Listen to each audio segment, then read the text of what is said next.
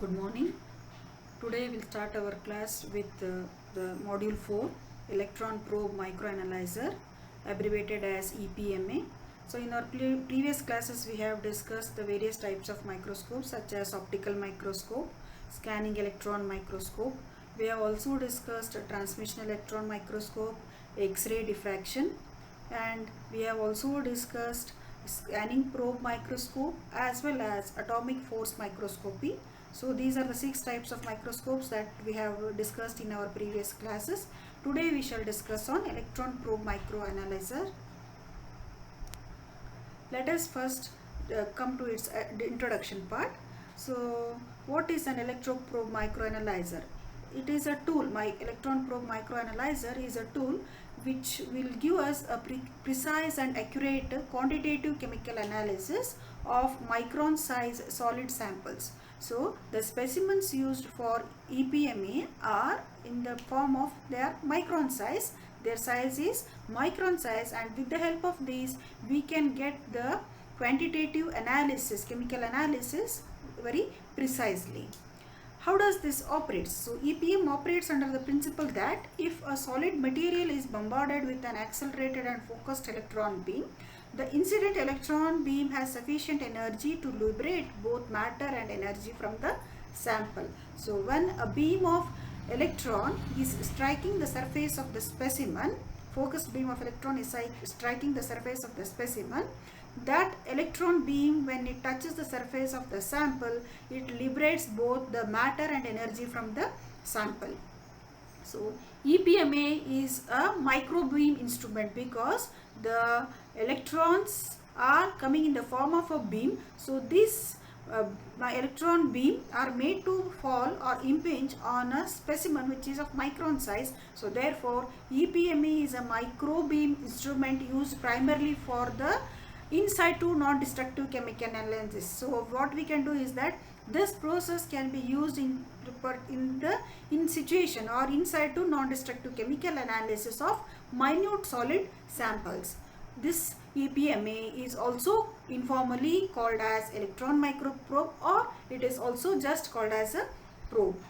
So its working principle is almost similar to a scanning electron microscope. So as we have discussed in our previous classes, scanning electron microscope, wherein it will give the qualitative chemical analysis, whereas this EPMA has the capacity to give the quantitative chemical analysis of the small specimen or the micron sized sample. So EPMA has the ability to give a precise quantitative chemical analysis of a very small sample, micron size sample. So in this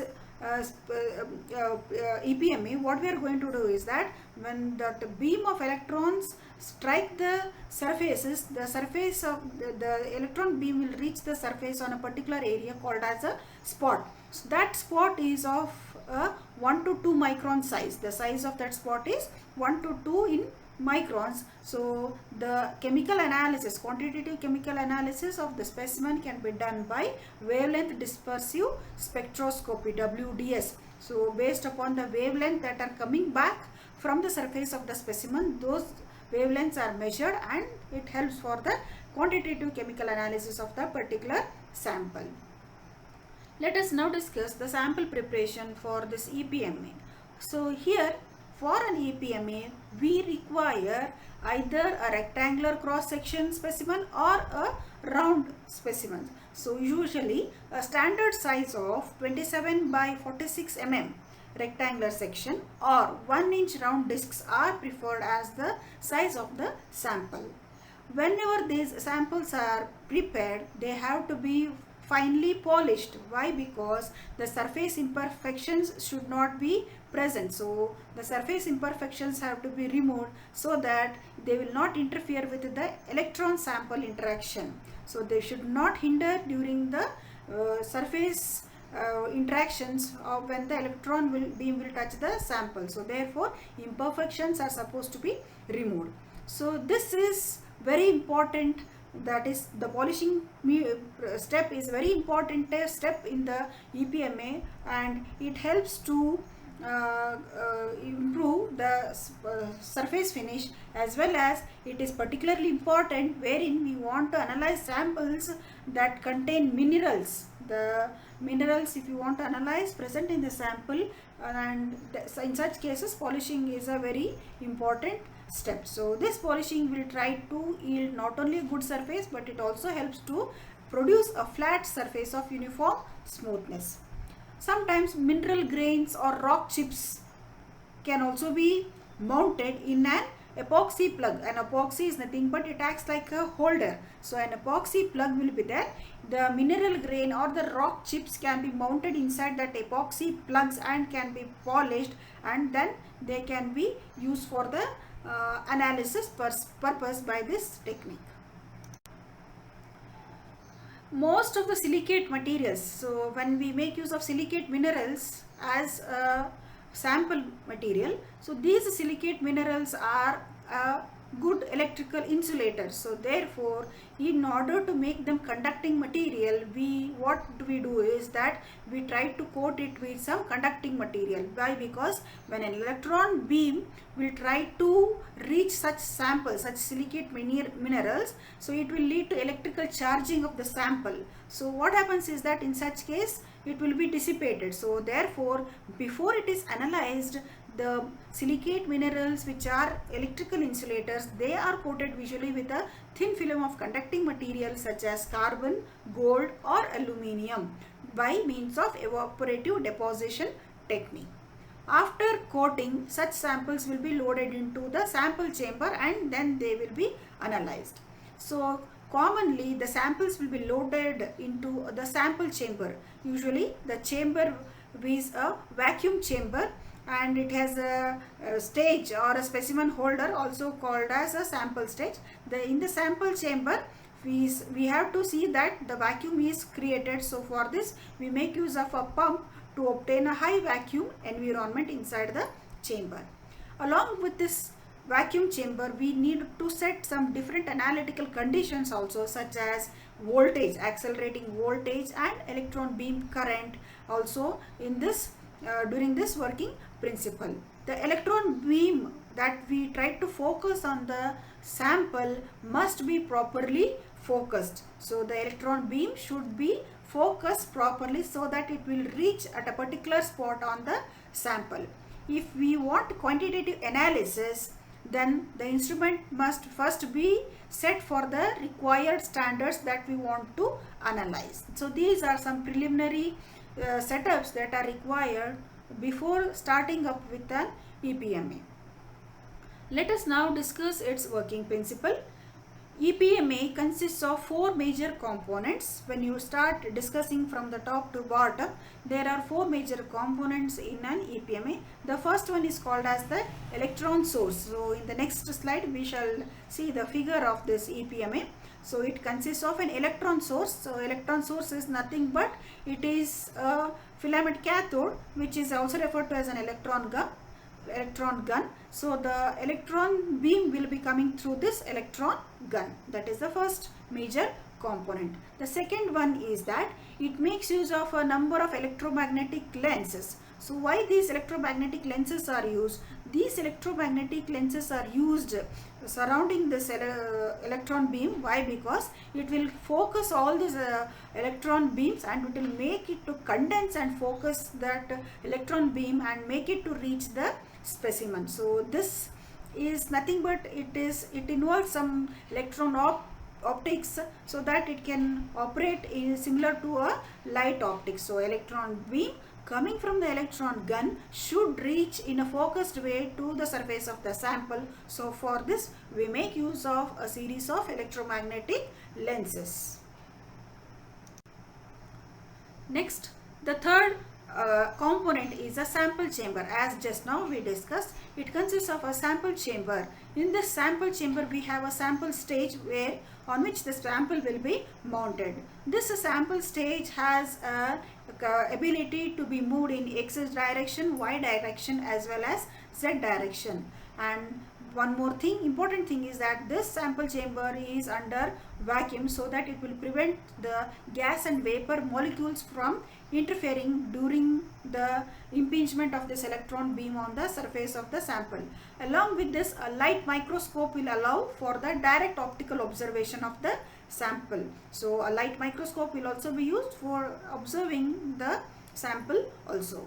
That is the third component. The fourth component is that a number of detectors are arranged around the sample chamber. Why these detectors are arranged is because when the electron beam hits the surface of the sample, they get reflected back. So these reflected rays, such as X-rays or backscattered rays, they have to be collected. So all these electrons that are refracted back, they are collected by various type of detectors that are arranged around the specimen. So here we can see in the figure the electron probe microanalyzer, the working principle of an electron probe microanalyzer.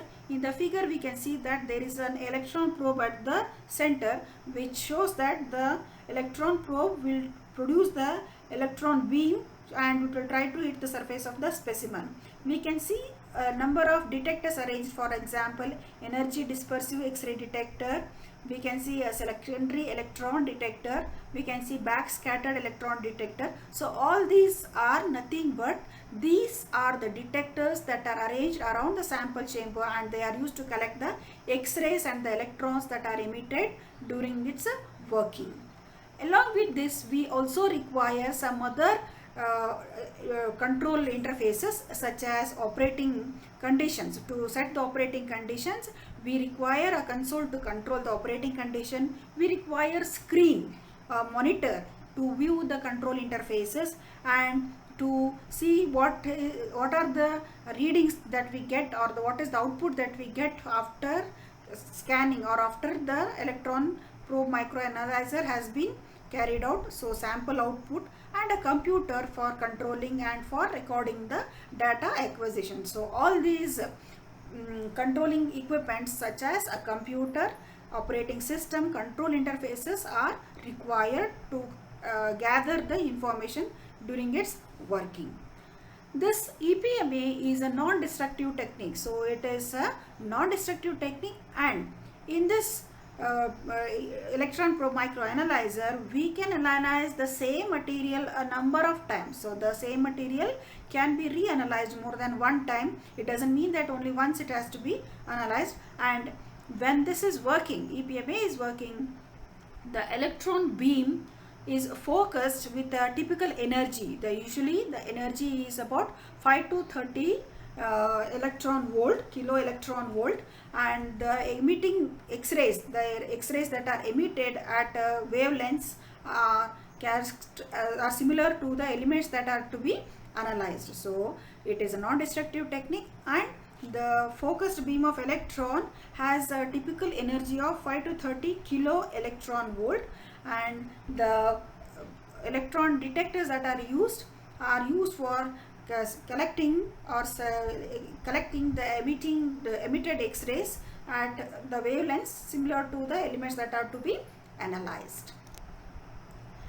So how does this works? EPMA works. So when, as just now I showed in the figure, so the accelerated electrons coming from the electron gun will hit the specimen.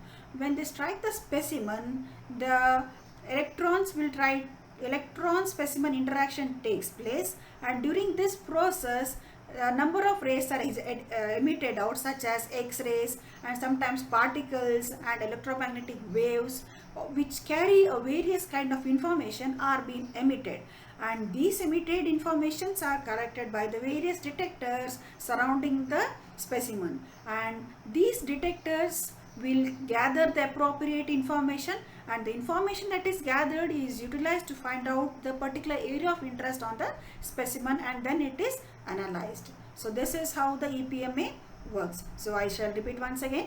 When the electron beam coming from the electron gun hit the specimen or strikes the specimen, they are reflected back, and the reflected rays consist of X-rays, particles and electromagnetic waves that carry various kinds of information. These rays are detected by the various type of detectors such as backscatter detectors, X-ray detectors. So all these detectors will gather this information or the signals coming from the specimen, and they will provide the information about the particular area of interest that is required, and it helps for the analysis. Let us now discuss what are its applications. EPMA has been used in various applications from medicals to research. So the major applications are found in geochemistry, mineralogy, geochronology, physical metallurgy. Major application of EPMA is in mineralogy and metallurgy. Why? Because it is used for quantitative chemical analysis. So therefore its applications are most in the science field only. So material science, including glasses, ceramics, superconductors, cements, biochemistry, such are the applications of this EPMA. So this EPMA is a basic research tool in various fields such as steel minerals, semiconductors, ceramics, textiles also. So in all these areas it is used for the research purpose. It is also used in medical and dental materials. It is also used in medicine and biology, and it is also used for product quality management. So product quality management, in order to in order to carry out the application research and product quality management, so EPMA is a best tool. Chemical analysis of geological materials at small scales can also be done with EPMA. EPMA is chosen in cases where individual phases need to be analyzed. For example, we need to analyze the igneous and metamorphic minerals. In such phases can also be analyzed individually by using this EPMA. EPMA can also be used to determine the uranium thorium age of a mineral. So the uranium thorium age of a mineral can also be found out by using this EPMA. It is also used for analysis of synthetic materials such as optical wafers, thin films, so superconducting ceramics also. It is used for synthetic analysis of these materials.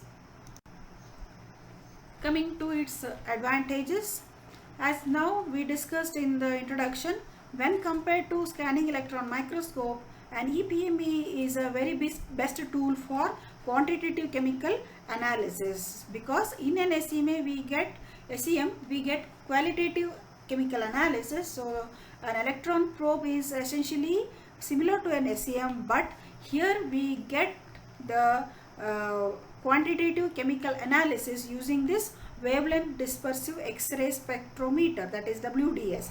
It is having a very high sensitivity, so therefore we can get the details of this chemical analysis by using this EPMA. EPMA, which is also called as a probe or an electron probe, it is the primary tool for chemical analysis. If at all we want to analyze some chemical analysis, this is a best tool, and EPMA is a best tool for analyzing the chemical analysis of solid materials which are very small, such as 1 to 2 micron in diameter. So therefore the user can analyze even a very small single minute phases of minerals or materials in such particular rocks and all. They can be analyzed by using this EPMA. So EPMA helps to analyze even minute single phases such as minerals can be analyzed particularly in rocks using this spot analysis. EPMA is also called as spot chemical analysis. So spot chemical analysis can be carried out in particular areas, particular working areas. So inside two chemical analysis can be done, so that it helps the observer or the user to detect what are the compositional variations present in that particular specimen or in the particular area, and he can even identify or detect the textural context and what is the chemical present in that particular material also. So chemically zoned materials can also be analyzed. So it is mainly suited for in situ applications also. Electron probes or EPMA, they have an array of imaging detectors, as now we discussed in its working principle. It has a set of detectors arranged around its sample. So they are secondary electron detector, backscattered electron detector. So these detectors will try to gather the various information that are coming from the specimen. So this helps us to generate or helped us to get the details regarding its compositional structures also. So therefore electron probes are having the number of detectors. So with these detectors we are able to analyze the surface and internal compositional structures and its analysis also. Let us now discuss what are its disadvantages. So its disadvantage is that the major disadvantage of EPMA is that EPMA cannot detect the lightest elements such as hydrogen, helium and lithium. For example, if you want to detect the presence of water or water in any hydrous materials, so such things cannot be analyzed by using EPMA. So therefore these electron probes, they have the ability to analyze all the elements, but lightest elements such as hydrogen, helium and lithium are not able to be detected in minerals. They cannot be analyzed. Some elements, they generate X-rays. So when these elements generate X-rays, so with overlapping peak positions, they must be separated. Elements that generate X-rays with overlapping peak positions, that means both energy and wavelength, so such must be separated. The third disadvantage is that microprobe analysis are reported as oxides of elements. They are the analysis what we get from EPMA, they are nothing but they report that they are the oxides of that particular elements, and they do not represent what is the cation. So therefore with the help of this oxide present, okay, we have to analyze what is the particular chemical present in it. So therefore cation proportions and mineral formulae both have to be again recalculated, so to analyze the particular chemical composition of that particular material. So microprobe analysis are reported as oxides of elements and they are not as cations. So therefore cation proportions and mineral formulae must be recalculated using stoichiometric rules. The last disadvantage is that this probe cannot distinguish between the different valence states of the ions, such as ferric or ferrous ratio. So therefore ferric or ferrous ratio cannot be determined, and hence it has to be evaluated by other techniques. So this is about the disadvantages. So we have discussed today what is an EPMA, its working principle, what are the standard sizes of the specimen, what are different detectors, how does this EPMA works, what are its applications, advantages and disadvantages. So with this we complete the fourth module. Thank you.